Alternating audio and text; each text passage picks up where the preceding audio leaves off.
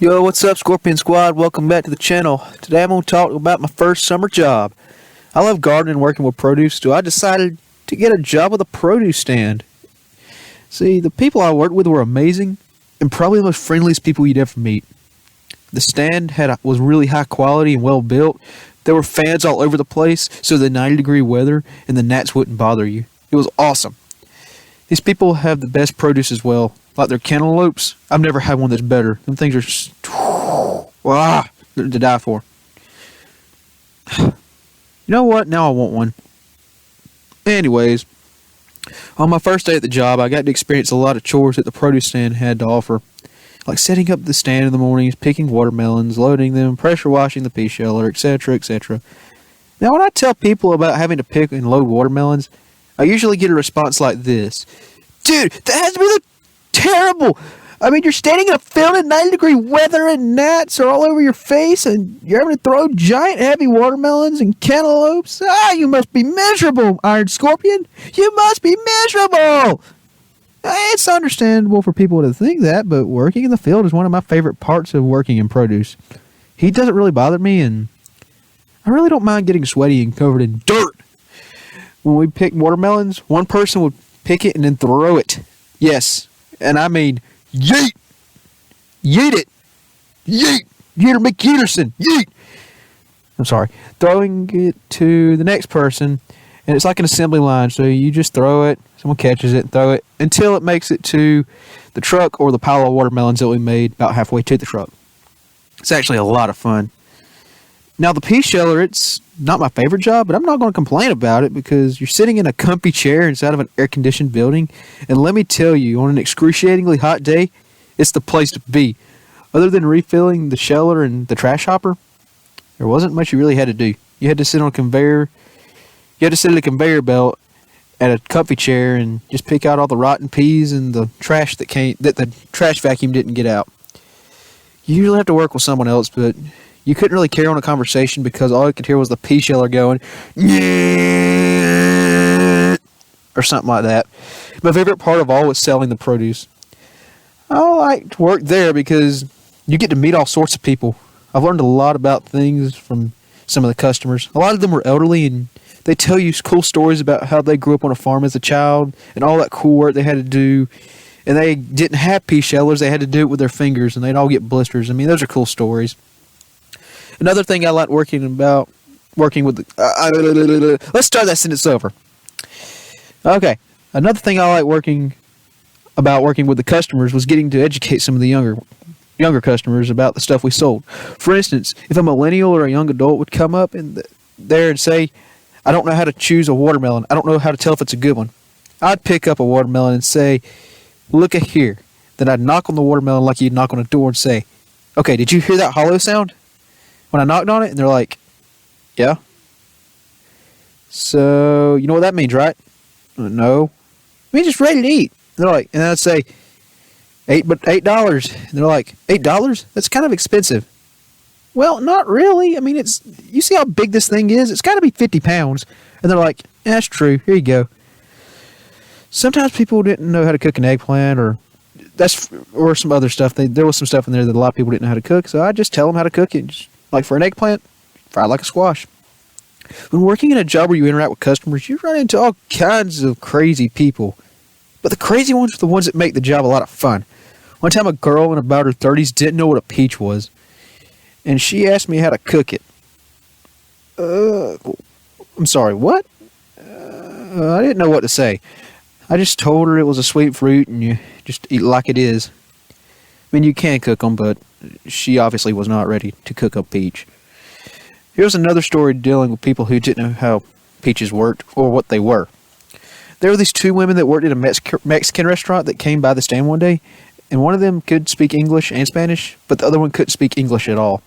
The English-speaking woman told me the girl who could speak English had never seen a peach before. I was also kind of like, are you serious? But I didn't say that to her. I just thought that in my mind because I'm nice to customers. I'm a good Christian boy. So I showed her a peach, and it turns out she did know what a peach was, but she didn't know what the English word for it was. So I guess that means the bilingual lady didn't know what the Spanish word for it was. We'll just go with that. They continued to look around the stand, and the bilingual lady picked up a habanero pepper and asked if it was a sweet pepper. Huh? I was a little confused by why she didn't know what a habanero pepper was, because she was Latino and she worked at a Mexican restaurant. I told her it would light her mouth on fire, and then I suggested that she needs to go wash her hands outside on the water hose that we have out there, because habaneros and really any hot pepper will burn your skin. These ladies were some of the nicest people I've ever met at the stand, though. So here's a funny story that happened to me that I actually that was my stupid mistake. It was a normal hot summer day at the produce stand. We were getting the stand ready before we opened. Set out the tomatoes, filled the baskets with peaches, put more cucumbers in the cooler, and refilled the peanut cooker. I was prepping the cooker, and I was getting ready to put water in it. I opened the water jug, which was an old milk jug, and I poured the water on top of the peanuts and cracked on the heat. I walked away to do something else, and I came back. There was a strong vinegar smell. I walked towards the peanut cooker, and it got stronger. I then realized I poured vinegar into the cooker instead of water, because we kept vinegar there to make pepper sauce. Someone put the vinegar jug next to the water jug. The jugs looked identical, and neither one of them had labels on them because we'd take the labels off of them. I don't know why we did, but we did. So I went to my supervisor and said, I messed up. She said, what'd you do? I told her what I did, and then she said, it's fine. Whoever put that vinegar next to the water wasn't thinking. I asked her what I needed to do with the peanuts that I just ruined, and my supervisor looked at me and said, we're going to sell them. She took the peanuts out of the vinegar, and I emptied the cooker. I saw my supervisor out there at the water hose washing the peanuts off. In my mind, I thought that they would still taste like vinegar. But I just went away with it. I just went with it because, I wasn't going to try to tell her otherwise. We filled the cooker with water and put the peanuts in there. They actually tasted better than they would have if I didn't pickle them. We sold every last one of them. I saw my supervisor a few weeks ago, and she actually told me that she made that same mistake with the vinegar that I did. And I thought this day couldn't get any crazier. Boy, was I wrong. Because I'm young and strong, I would often be sent up the road to the store that we'd keep the restock produce. And that's also where we keep the pea sheller. I drove my supervisor's truck up there about midday because we were out of cucumbers and peaches. I went to the store and loaded up some peaches and cucumbers. The actual owner of the stand was there looking through peas and making sure all the bad ones were out. So I got talking to him and I got sidetracked. I then realized, about a mile after I left, that I forgot to let the tailgate up on the truck. So I pulled over, turned the flashers on, made sure everything was there, and I started counting. 1, 2 boxes of cucumbers. Okay, that's good. Let's see, 1, 2. Where's box number 3 of the peaches? No! Oh, I'm so fired. So I got out. Not get out. I mean, I got back in the truck, turned around, and went up the road to where it makes a Y. And then I saw an elderly couple and a couple of teenage boys picking up peaches and put them in a box. Whew, I was relieved. I drove up and said, hey, I dropped those. Thank y'all for picking them up. I got out to help pick up the remaining peaches that were on the road. The older guy comes up to me and says, was the truck black or was it white? Huh?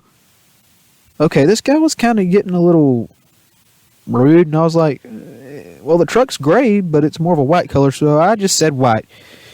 Well, that looks gray to me, the man said. You never gave me the option of gray, and being that the truck was right behind me, the question didn't really make any sense. And then about a girl in her 20s pulled up about that time, and she said, yeah, it was a white truck, not gray. She wasn't even there when it happened, so I don't know what her problem was. Then the angry man demanded that I open the back of the truck and show him that I was working with a produce company. I don't mind showing that I work for them because, it's just the right thing to do to ask. If somebody dropped peaches in the middle of the road, it's the right thing to do to ask and make sure that they're not just trying to steal them. So I showed them that I had cucumbers and more peaches back there. All right, so then he says, well, I blew the horn and flashed the lights at you when you dropped them. Okay, first of all, Boomer, you think I'm going to be able to see the lights flashing behind me? at 2 o'clock in the afternoon. And no, he didn't blow his horn at me. He just said that I wasn't the one who dropped him because I was driving a different truck. So he's really just trying to defend himself here. He continued to smart on at me the entire time. We finally got the peaches back in the box. He then yells at me and says, "Hey, since we helped you, you have to give us some." And I said, "All right, I'll give you some." But that's after his wife took like half of the box. And I wasn't going to confront her because I had to be respectful to them. And I was also really afraid of this older guy. He was huge, and I'm afraid he'd beat me up. He'd definitely be capable of beating me up. Then he demanded that I give some to the teenage boys that helped him because, they helped, and why not? But they already left earlier because I think they were getting afraid of him because he was kind of being rude to me, and I think they were afraid of what they were going to do, what he was going to say to them. So they left earlier. So I thanked them for helping me and went back to the sand and told my supervisor what happened. "It's okay, Iron Scorpion. That could have happened to anyone," she said. "I'll just make a cobbler out of the one that got smashed." My supervisor did, and it was the best peach cobbler I have ever had. Well, about 20 minutes later, after my encounter with the angry guy, guess who decided to show up to the stand? Yep, Mr. Angry Guy. My supervisor was helping him before I noticed who it was. You should have seen his face when he saw me working there. When he left, I went to my supervisor and said, "Hey, Miss Supervisor, that was the angry guy that I was telling you about." She told me that he was very rude to her and he didn't want any peaches. I wonder why. I said we should have doubled the price on everything for him to make up for the peaches that he stole. Me and my supervisor had a good laugh after that. I'll tell y'all some more stories in another video. I'll post it soon. Alright, that'll do it. #Jesus, #Scorpion Squad. Peace out.